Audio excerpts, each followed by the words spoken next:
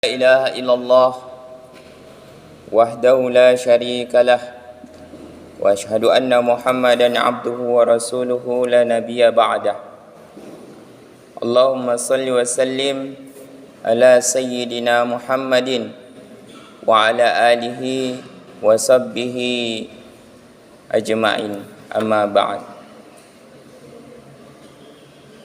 معاشر المسلمين rahimakumullah.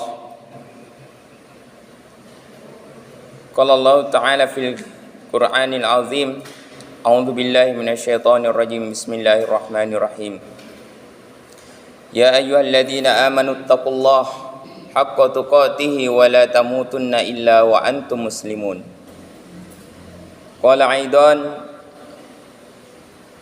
ya ayyuhan nasu rabbakumul ladzi khalaqakum min nafsin wahidah wa khalaqa minha zawjaha wa bassa minhuma rijalan katsiran wa nisaa wa taqullaha alladzi tasaaluna bihi wal arham innallaha kana 'alaikum raqiba yuslih lakum a'malakum wa yaghfir lakum dhunubakum wa may yuti'illaha faqad faza fawzan 'azima.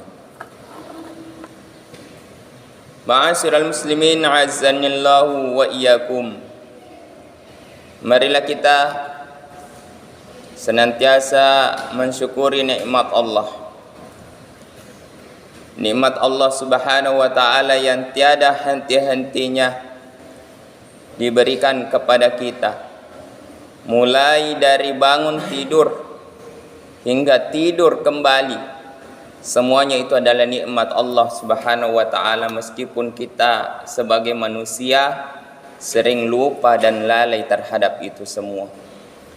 Maka sebagai wujud terima kasih kita, mari untuk senantiasa mensyukurinya dengan menjalankan seluruh Allah Subhanahu wa taala perintahkan kepada kita. Ma'asyiral muslimin rahimakumullah. Kemudian yang kedua, tidak lupa untuk mengingatkan kita agar tidak putus-putusnya berselawat kepada junjungan Nabiullah Muhammad sallallahu alaihi wasallam. Insyaallah hal yang tidak pernah ditolak oleh Allah Subhanahu wa taala pahalanya, salah satunya adalah salawat. Karena salawat ini kalau kita bertasbih subhanallah walhamdulillah wa la ilaha illallah wallahu akbar, itu bisa jadi Allah tolak kalau kita tidak ikhlas. Tetapi kalau kita bersalawat atas junjungan Nabiullah Muhammad sallallahu alaihi wasallam, pasti Allah sampaikan pahalanya dan pasti Allah Subhanahu wa taala mengijabah apa yang kita inginkan daripada dibalik wasilah salawat kita kepada junjungan Nabiullah Muhammad sallallahu alaihi wasallam. Ma'asyiral muslimin rahimakumullah. Kemudian tidak lupa untuk mengingatkan agar meningkatkan ketakwaan kita ini. Ketakwaan itu mudah diucapkan, tetapi susah untuk kemudian kita pertahankan ataupun kita tingkatkan, karena banyaknya godaan dan hawa nafsu ini yang kemudian berbanding terbalik kemauan takwa itu dengan hawa nafsu kita. Ma'asyiral muslimin rahimakumullah. Padahal kita tahu apabila kita senantiasa bertakwa kepada Allah, banyak sekali janji Allah. Di dalam Al-Quran Allah Subhanahu wa ta'ala berfirman, wa may yattaqillaha yaj'al lahu min amrihi yusra. Barang siapa yang bertakwa kepada Allah, maka baginya adalah jalan kemudahan dalam setiap urusannya. Wa may yattaqillaha yukaffir anhu sayyi'atihi wa yu'dhim lahu ajra.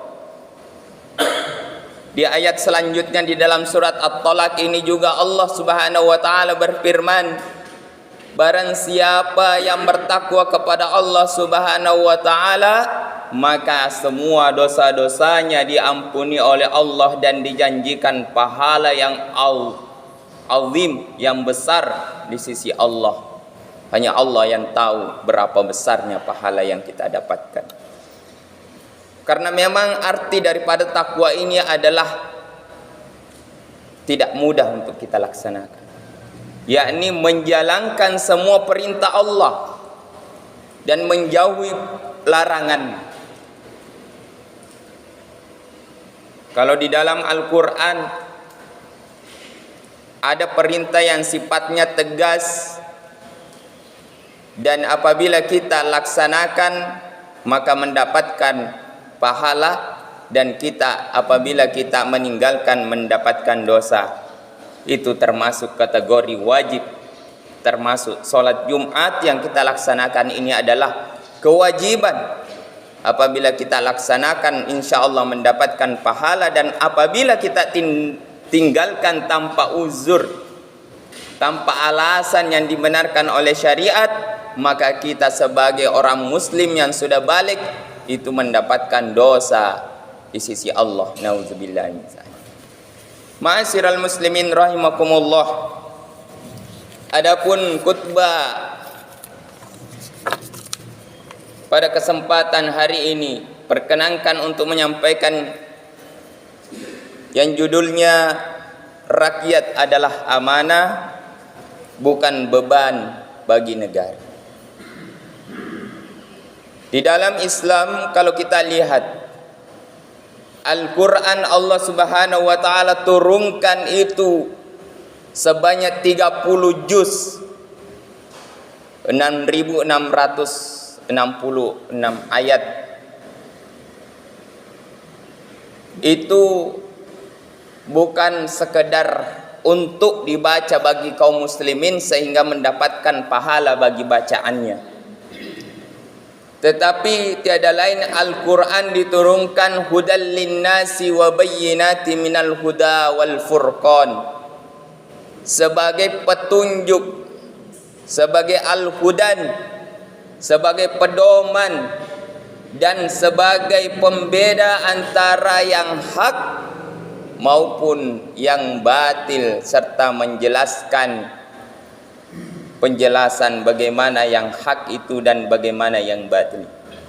Sehingga kalau kita mau menilai kebaikan, nilailah kebaikan itu berdasarkan Al-Quran.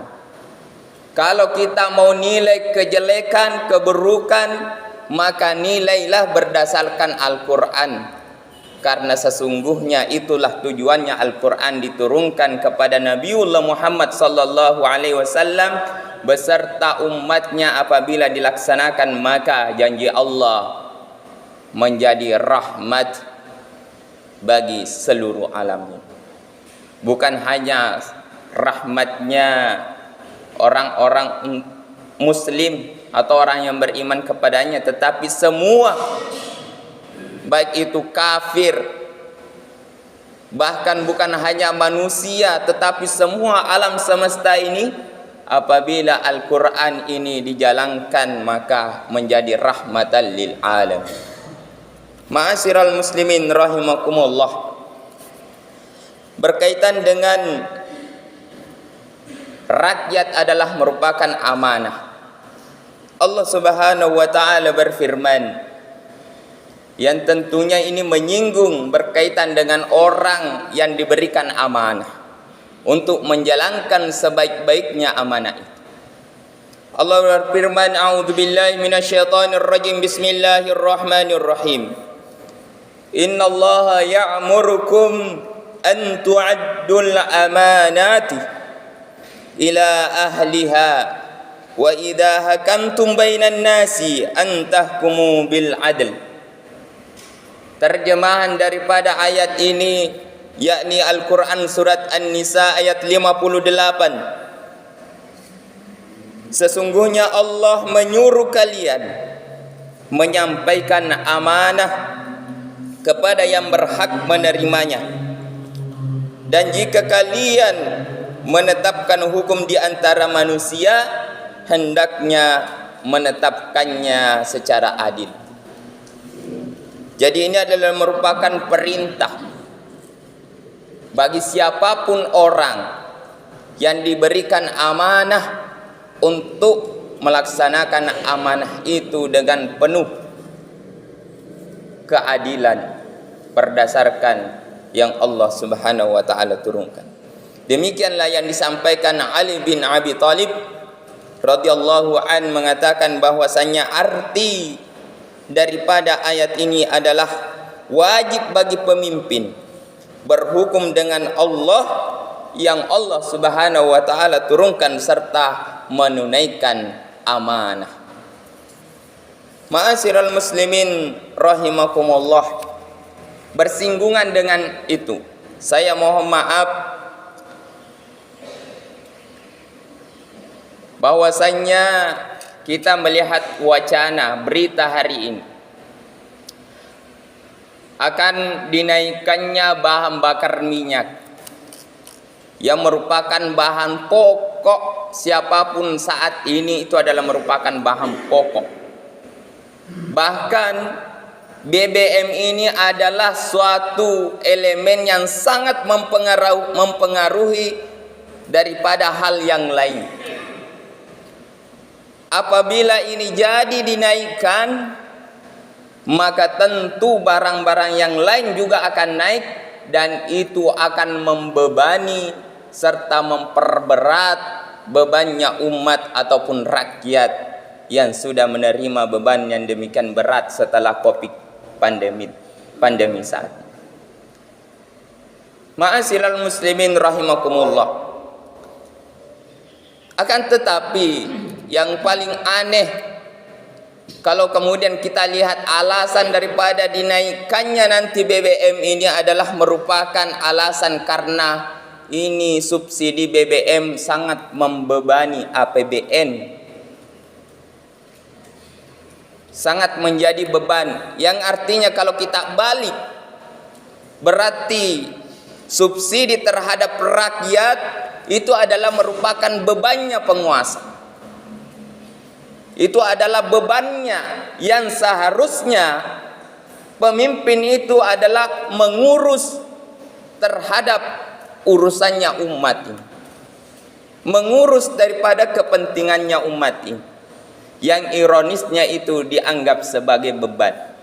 Inilah menjadi bukti bahwasanya ternyata sistem ekonomi kita saat ini adalah sistem ekonomi kapitalis. Apa itu sistem ekonomi kapitalis? Sistem ekonomi kapitalis melarang negara untuk menanggung bebannya rakyat, atau paling minimal saja yang ditanggung bebannya rakyat, selebihnya diserahkan kepada pasar. Ma'asyiral muslimin rahimakumullah, tentu ini berbanding terbalik bagaimana cara pandang Islam memandang pemimpin ataupun kepemimpinan. Di dalam Islam akan menempatkan hak-hak kepemimpinan itu terhadap rakyat, diantaranya adalah yang pertama, pemimpin dengan penuh tanggung jawab.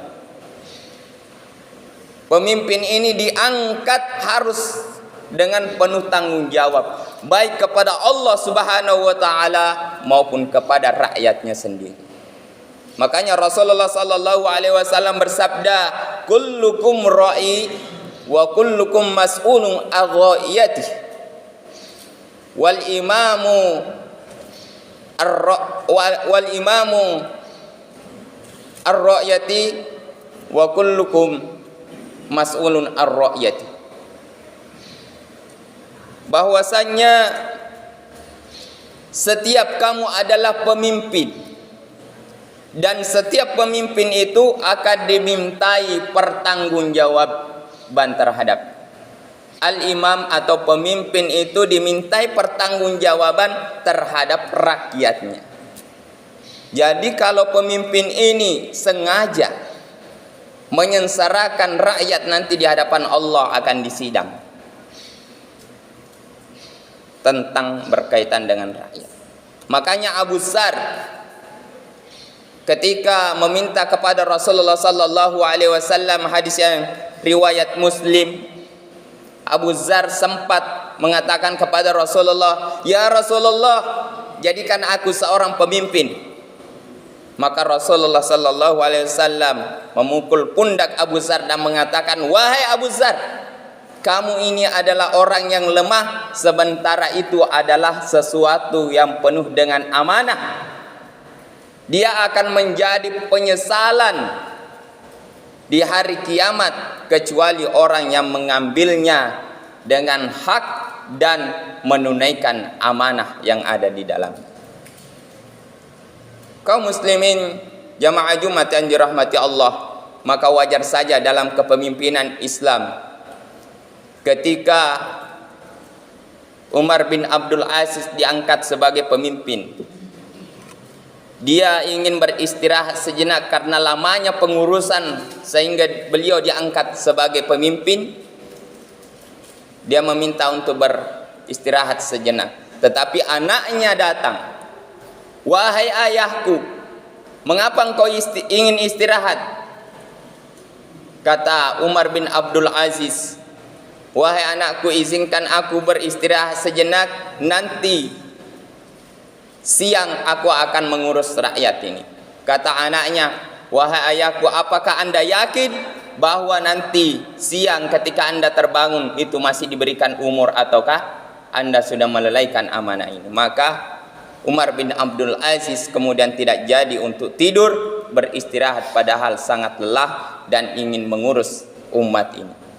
Kaum muslimin jamaah Jumat yang dirahmati Allah, maka itulah beratnya tanggung jawab sebagai pemimpin di dalam Islam. Maka wajar saja ketika umat Islam pernah memimpin, itu melahirkan kesejahteraan bagi umat ini.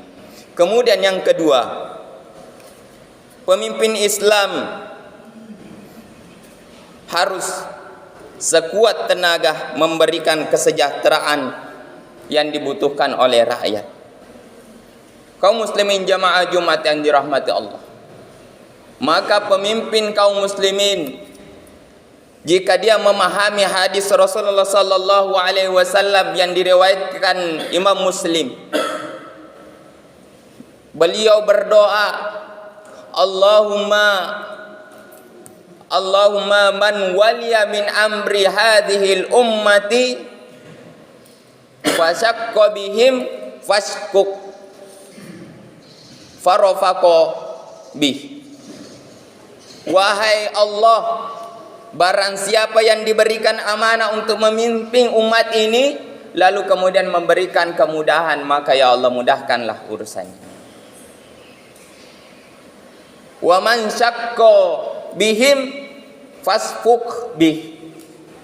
Dan barang siapa yang diberikan amanah untuk memimpin umatku ya Allah, lalu dia mempersulitnya, maka persulitlah bagi dia.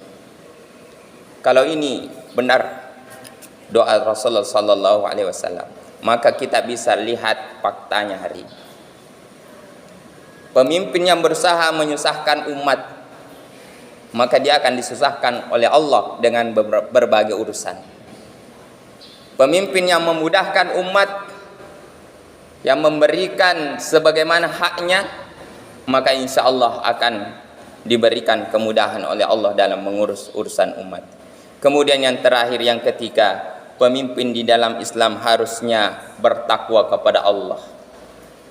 Dalam artian takut kepada Allah akan urusan ini, menjalankan ataupun memimpin umat ini berdasarkan apa yang Allah Subhanahu wa taala firman. Allah Subhanahu wa taala menjanjikan apabila suatu kaum ataupun suatu penduduk negeri itu bertakwa, maka Allah menjanjikan akan diberikan keberkahan. Di dalam Al-Quran surat Ar-Ra'd ayat 96, Allah berfirman, A'udzubillahi minasyaitonirrajim, Bismillahirrahmanirrahim. Walau anna ahlal qura amanu wattaqau lafatahna alaihim barakatim minas samai wal ard walakin kadzabu fa akhadnahum bima kanu yaksibun. Sekiranya suatu penduduk negeri itu beriman dan bertakwa kepada Allah, maka Allah Subhanahu wa taala pasti la fatahna alaihim, akan Allah berikan keberkahan, akan Allah turunkan keberkahan dari langit dan keluarkan keberkahan dari bumi. Walakin kadzabu fa akhadnahum bima kanu yakdzibun. Akan tetapi kalau mereka mengingkari ayat Allah, maka yang terjadi adalah menimpa berbagai musibah untuk menjadi pembelajaran atas apa yang kita lakukan. Kaum muslimin jamaah Jumat yang dirahmati Allah, kita lihat di belahan negeri baru-baru saja ini di Pakistan itu tertimpa musibah yang sangat besar, banjir bandang yang tiba-tiba datang menyapuh penduduk dan rumah-rumah mereka, bahkan ribuan nyawa telah melayang. Bisa jadi ini adalah bagian daripada peringatan Allah. Mudah-mudahan negeri kita juga ini diselamatkan oleh Allah Subhanahu wa taala dari berbagai musibah, yang musibah itu merupakan pembelajaran. Mudah-mudahan Allah bisa memudahkan kita untuk kembali kepadanya dengan menjalankan seluruh perintahnya, agar negeri ini menjadi negeri baldatun thayyibatun wa rabbun ghafur, yang Allah Subhanahu wa taala berkahi di dalamnya. Barakallahu li wa lakum fil Qur'anil azim wa nafa'ni wa iyyakum bima fihi minal ayati wa dzikril hakim wa taqabbala minni wa minkum tilawatahu innahu huwas samiul alim.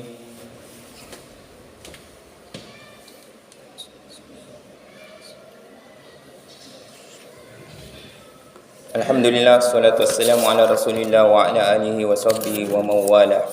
Asyhadu an la ilaha illallah wa asyhadu anna Muhammadan abduhu wa rasuluhu la nabiyya ba'da. Allahumma salli wa sallim ala sayyidina Muhammad wa ala ali sayyidina Muhammad. Amma ba'du, ma'asyiral muslimin, usikum wa nafsi wa iyaya bitaqwallah, faqad fasal muttaqun innallaha wa malaikatahu yusalluna ala nabi.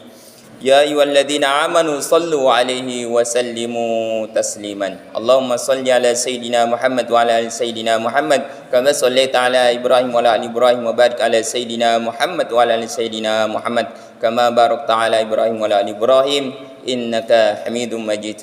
Allahumma ighfir lil muslimina wal muslimat wal mu'minina wal mu'minat al ahya'i minhum wal amwat innaka mujibun qaribun wa ya qadiyal hajat. Allahumma ya Allah, Allahumma a'izzil Islam wal muslimin walatal muslimina wa allafa baina qulubihim wansurhum ala aduwaka wa aduwahum. Rabbana zalamna anfusana wa in lam taghfir lana lanakunanna minal khasirin. Rabbana atina fid dunya hasanah wa fil akhirati hasanatan wa qina adzaban nar wa qina adzaban nar wa qina adzaban nar. Ibadallah, innallaha ya'muru bil adli wal ihsani wa ita'i dzil qurba wa yanha 'anil fahsya'i wal munkar wal baghi ya'idzukum la'allakum tadhakkarun. La dzikrullahi akbar, wallahu ya'lamu ma tasna'un.